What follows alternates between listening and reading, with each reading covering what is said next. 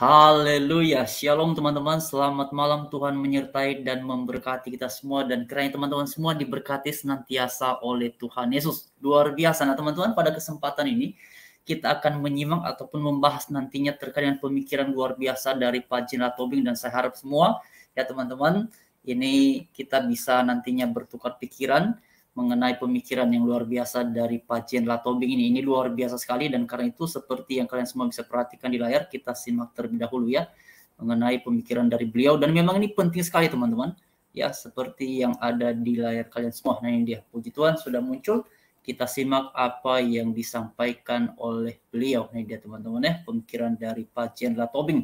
Tuhan memberkati. Nah tadi saya baru berceramah dengan Abah Yusuf Baktiar ya. Jadi Indonesia ini harus memiliki apa? Memiliki 5 ur. Jadi kita harus menghargai sedulur. Siapa? Jadi di dalam jiwa kita itu kita menghormati sedulur kita. Siapa sedulur kita? Ya para founding fathers itu yang sudah sepakat bahwa Pancasila itulah, bahwa Konstitusi Undang-Undang Dasar 45 itulah satu kali ditetapkan, disahkan, tidak boleh dirubah. Dan itu berlaku selamanya sampai akhir zaman. Itulah yang saya tulis di buku itu. Nah tetapi sekarang ada yang mengubah-ubah, ada yang coba-coba merubah. Jadi kita para sedulur kita itu sudah keluar dari belenggu inbox, sudah out of the box dari konsep penjajahan dulu. Nah sekarang kalau di Undang-Undang Dasar itu tertulis bahwa penjajahan di muka bumi ini harus dihapuskan. Nah, tetapi penjajahan itu berubah ketika Indonesia merdeka. Yaitu penjajahan berubah menjadi keserakahan. Jadi kita punya tugas bagaimana ya bahwa keserakahan itu harus dihapuskan karena tidak sesuai dengan nilai-nilai Pancasila. Keserakahan itu kita bisa lihat ya. Yang pertama, keserakahan di dalam ingin berkuasa. Setelah berkuasa dia ingin apalagi? Keserakahan untuk mengeruk harta pusaka. Pusaka siapa? Ya bangsa Indonesia. Sumber daya yang berlimpah. Kemudian keserakahan lagi untuk apa? Keserakahan lagi untuk mempertahankan aset-asetnya, kekayaannya gitu.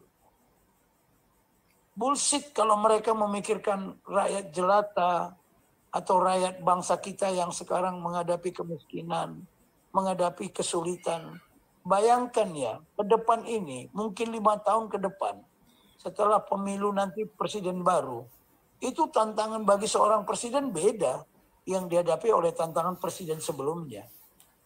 Ya, nanti akan terjadi umpamanya pengangguran besar-besaran. Manusia diganti oleh robot. Belum lagi pembasmian budaya. Ya, pembasmian moral. Ya, munculnya beberapa terminologi yang membuat kita itu perang mindset. Yang waras sama nggak waras. Ya, yang akal sehat sama yang akalnya gila. Jadi memang susah ya. Sekarang Indonesia yang dihadapi akan terjadi kan sudah secara global. Kita akan menghadapi krisis pangan. Ya, yang ini yang paling penting, krisis pangan, krisis energi, ya, krisis air, macam-macam nanti. Air itu bukan krisis, mungkin air itu tidak ada, tapi air itu sudah terkontaminasi, sudah mengandung virus. Ya, di Jakarta ada yang berani nggak minum air ledeng? Itu kenapa di hotel-hotel yang bosnya itu dari Singapura, itu pasti untuk gosok gigi saja disiapkan aqua kan? Disiapkan aqua. Nah, coba rakyat di Jakarta itu minum air. Belum diperiksa lagi tuh, bakterinya juga banyak. Nah, yang begini-begini, sudahkah kita melaksanakan konstitusi? melindungi segenap bangsa Indonesia. Nah, itu dia teman-teman pemikiran dari Pak Jenderal Tobing. Saya pikir itu pemikiran yang sangat luar biasa sekali. Nah, benar teman-teman ya. Memang beberapa waktu belakangan ini saya tertarik dengan sekilas pembahasan beliau mengenai ya Pancasila itu sekali disahkan oleh founding fathers-nya kita, maka demikianlah seterusnya tak boleh diubah. Nah, teman-teman, menariknya Pancasila kita beberapa waktu belakangan ini memang menghadapi tantangan yang sangat luar biasa, karena banyak kalau kelompok-kelompok masyarakat tertentu, penganut agama tertentu yang menyuarakan, yang mencoba mengusulkan ideologi-ideologi lain yang tentu saja tidak seperti ideologi Pancasila. Salah satu diantaranya yang waktu lalu itu adalah, ini dia teman-teman ya, Abdul Somad. Kalau teman-teman mungkin ada yang sudah pernah mendapatkan informasi mengenai ini, nah ini dia teman-teman ya. Salah satu diantaranya waktu itu adalah Abdul Somad yang diberitakan, ini dia ya, terang-terangan katanya di sini tuliskan bahwa Ustadz Abdul Somad. Sebentar saya coba share screen kepada kalian semua supaya nanti teman-teman bisa melihatnya ya. Ini juga luar biasa sekali teman-teman.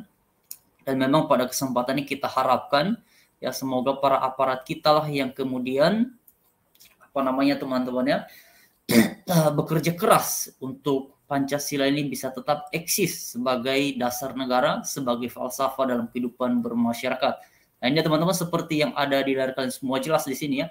Ustadz Abdul Somad terang-terangan dukung sistem khilafah sambil pekikan takbir puas bilang. Nah, itu dia teman-teman. Jadi di sini dalam judul pemberitaannya, bahkan kalau teman-teman perhatikan di sini ya banyak juga judul-judul yang lain di sini menggelegar katanya Ustadz Abdul Somad terang-terangan dukung sistem khilafah. Nah, itu dia teman-teman. Ini yang dikatakan ataupun disampaikan oleh Pak Jenderal Tobing tadi bahwa ya ada memang orang-orang yang kemudian menguji Pancasila ini, dan karena itulah kita sebagai bangsa mesti siap menghadapi yang seperti ini dengan berpedoman pada apa yang sudah menjadi konstitusi kita di bangsa Indonesia ini. Ya.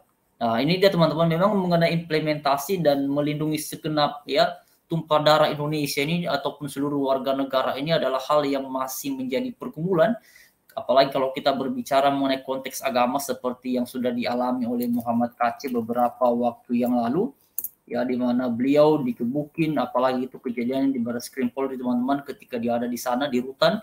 Itu kan luar biasa sekali, yang selama ini kita berpikir bahwa itu tempat yang aman untuk mereka-mereka yang melakukan pelanggaran hukum dalam pengertian yang mereka aman dari tindakan-tindakan yang bertentangan dengan aturan yang berlaku, tapi pada akhirnya toh bisa dialami oleh Pak Muhammad Kacip. Nah, inilah yang kemudian kita harapkan, dan ini memang menjadi PR yang serius ya, yang tentu saja ini tidak hanya di teman-teman, tidak hanya teruntuk mereka-mereka yang menegakkan hukum, tapi untuk semua lapisan masyarakat dibutuhkan kemitraan ataupun kerjasama yang baik antar lembaga, antar elemen masyarakat, supaya ya orang-orang yang pada dasarnya bertolak belakang dengan Pancasila, dengan nilai-nilai yang humanis, dengan nilai-nilai agama yang menjunjung tinggi nilai-nilai kemanusiaan, ya harus bergandengan tangan supaya pada akhirnya teruslah kebaikan yang kemudian berkumandang di bangsa kita di Indonesia. Bukan hal-hal yang hanya akan menguntungkan sekelompok orang saja. Nah, dalam cuplikan video yang sudah kita simak tadi ada beberapa hal yang memang sudah disampaikan oleh Pak Jenderal Tobing. Ya, bahkan beliau juga tadi sempat mengomentari ya mengenai pernyataan dari Anies Baswedan itu teman-teman. Anies atau Anies Baswedan atau siapa ya teman-teman, tadi beliau hanya menyebutkan nama Aniesnya aja ya. Nah, itulah teman-teman. Jadi memang ya itu Bang Anies Baswedan ini juga salah satu tokoh ya, salah satu figur yang beberapa waktu belakangan ini memang kerap kali dibahas di media sosial. Bahkan salah satu di antaranya yang kemudian ikut memberikan komentar yang intensif sekali terkait dengan Anies Baswedan ini adalah Denny Siregar, sampai trending beberapa waktu yang lalu mengenai nama yang mana Bang Denny Siregar disebut bahwa Anies Baswedan bapak politik identitas. Nah, itu memang teman-teman ya. Jadi memang kita doakan bangsa kita, bangsa Indonesia ini, apalagi ini di suhu politik yang sekarang ini sudah mulai meningkat, ya kita doakan saja yang terbaik untuk bangsa kita supaya pada akhirnya bangsa ini bisa terus menjadi bangsa yang luar biasa, bisa terus menjadi bangsa yang baik, yang tentunya berorientasi pada kebenaran, berorientasi pada asas-asas yang sudah ditetapkan oleh para pendiri bangsa kita ini, ya, supaya pada akhirnya kesepakatan itu bisa terus dirawat, kebinekaan di bangsa kita ini bisa terus dirawat dengan baik, karena inilah sebenarnya menjadi kekuatan kita di Indonesia, adalah kebinekaan ini. Kebinekaan inilah yang menjadi kehebatan, kekuatan kita bersama. Kalau ini kita rawat dengan baik, kalau ini kita rawat dengan betul. Ya, dan karena itulah dibutuhkan orang-orang yang memang tegas, dan kita bersyukur ada di era media sosial ini sehingga hal seperti ini bisa kita suarakan. Ya, setidaknya kita sebagai warga negara yang biasa menunjukkan sikap bahwa kita sepakat dengan Pancasila, dengan UUD 45, dengan NKRI harga mati, dan biarlah ini terus dirawat. Jangan ada satu pihak pun yang kemudian mencoba mengubah ataupun kemudian dengan cara-cara yang lain yang tidak sesuai dengan amanat Pancasila. Itulah yang kita harapkan. Dan saya pikir apa yang sudah disampaikan oleh Pak Jenderal Tobing ini adalah hal yang luar biasa, hal yang sangat baik. Ya, ini memang perlu untuk kita suarakan terus.